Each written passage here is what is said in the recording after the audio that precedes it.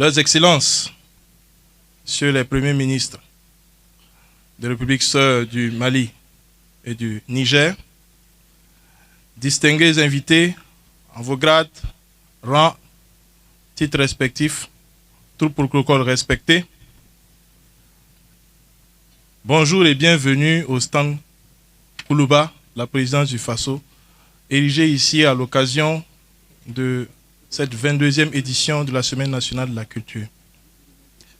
Ce matin, nous sommes réunis pour deux faits majeurs, je dirais, à savoir la distribution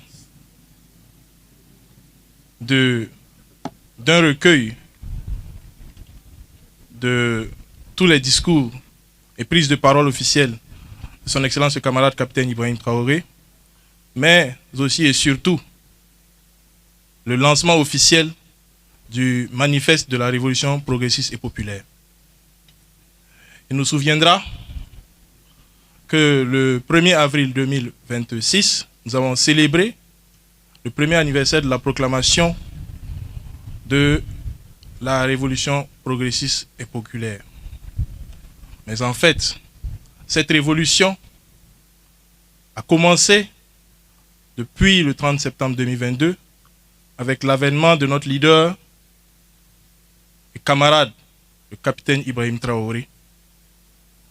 Une révolution qui, dès ses premiers instants, a marqué les esprits par la prise de position ferme contre l'impérialisme. Pour mieux s'approprier de cette révolution, notre leader a bien voulu consigner dans un document sa vision par rapport à la révolution progressiste et populaire. Sur un document de 52 pages, comme vous le constatez, très digeste, très disponible, qu'on peut emporter partout, il a transmis en 6 chapitres importants sa vision par rapport à cette révolution.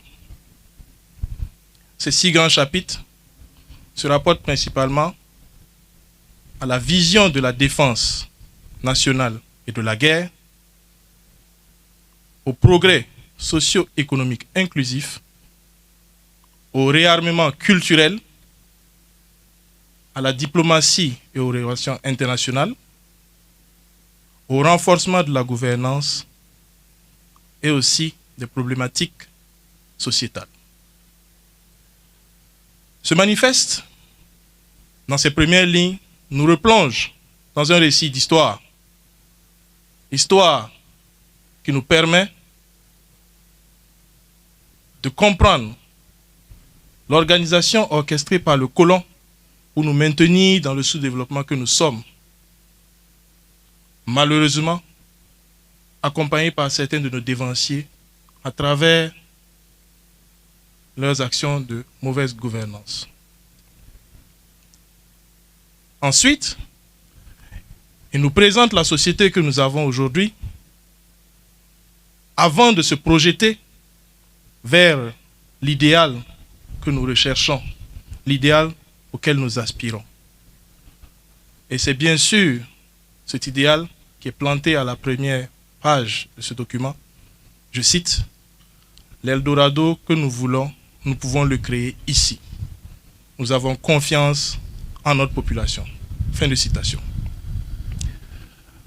Sur la question politique, ce manifeste, rédigé par le président, le capitaine Ibrahim Traoré, dénonce fermement l'impérialisme, s'inscrit dans une souveraineté totale et dans un développement endogène permanent. Je puis dire que nous savons que la lutte contre le terrorisme passe forcément par des actes de développement majeurs. Et ces actes de développement majeurs doivent se faire par une mobilisation générale des populations avec un État fort, disponible et interventionniste, quelles que soient les situations qui se présenteraient quand il s'agirait de la défense de l'intérêt de sa patrie.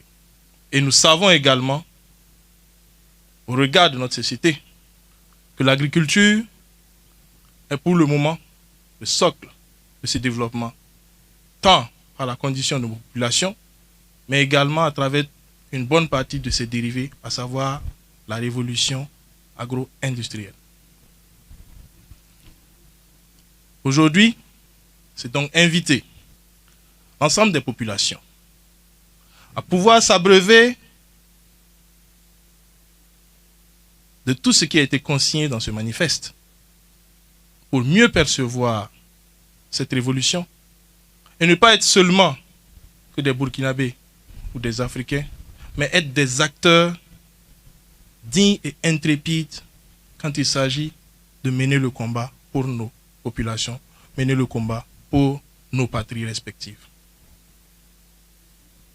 Je termine mon propos en disant que seuls qui aiment leur patrie savent la défendre et savent l'entretenir pour les générations futures.